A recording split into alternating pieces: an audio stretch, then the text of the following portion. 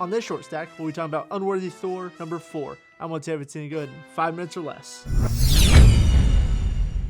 Unworthy Thor number 4 is the penultimate issue in Jason Aaron and Olivier Coipel's 5-issue miniseries of Unworthy Thor.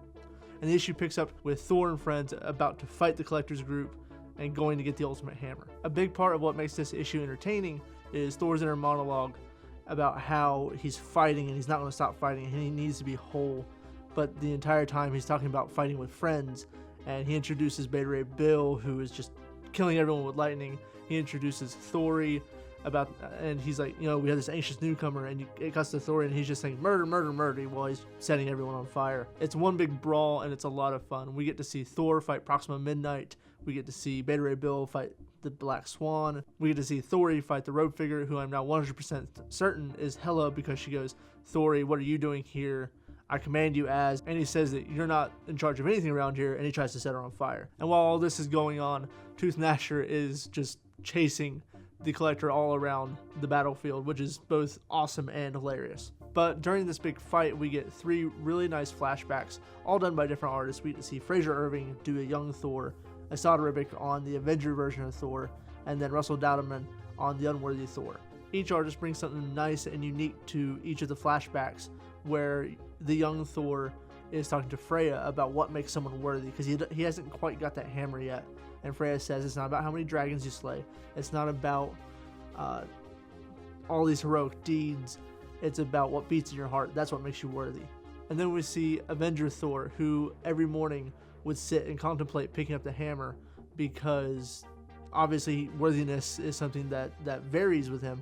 So he's not sure if there's going to be a day that comes when he's not worthy of the hammer. And the final flashback is of Thor when he's unworthy, talking to Jane Foster, and he feels useless and he feels like he's not whole, and he just goes out to have mead.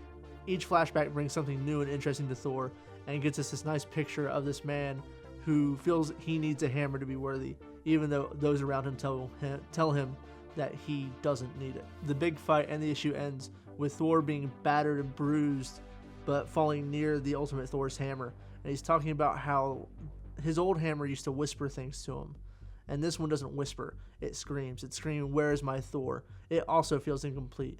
And Thor talks about how this all started with a whisper. This whisper took his power away from him, how he can't fly anymore because of a whisper. And he says he needs to be stronger than his enemies, stronger than a whisper, to beat everyone, to be worthy. And one last thing he needs on this great splash page at the end, he needs a hammer. And we see Thor finally has his hands around the hammer. And I can't wait to see what issue 5 brings. Each and every issue of Unworthy Thor has been better than the last. And this one, while it was mostly a fight, has a lot of really cool moments in it. Like we get to see Thor fight Proxima Midnight. We get to see Thor fight everybody. And then he tries to be a good boy and fetch the Ultimate Hammer, which I really hope he doesn't get blasted away, because that would kind of suck. I like Thor a lot. And with the flashbacks, we get more layers on layers on what makes the Odinson or Thor tick and why he feels less than without his hammer. The cover of Unworthy Thor 5 shows Thor fighting Thanos, so I can only assume that Thanos is going to come and get his butt kicked. I can't wait to see Thor versus Thanos in issue 5. I can't wait to see what Thor does with the new Ultimate Hammer. All the artists do a great job on this book, and Olivier Coipel and Kim Jacinto are no exception. They do all the big fight scenes. It's wonderful, it's colorful. This is just a wonderful book. And that wraps up things for Unworthy Thor number 4.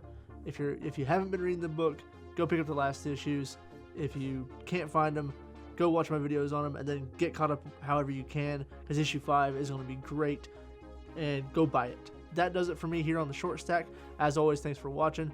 Let me know in the comment section, am I wrong, am I right? Do you guys love this book? Do you guys hate this book? Do you guys want to see a better creative team on Thor?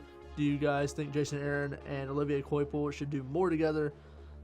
Sound off in the comments below.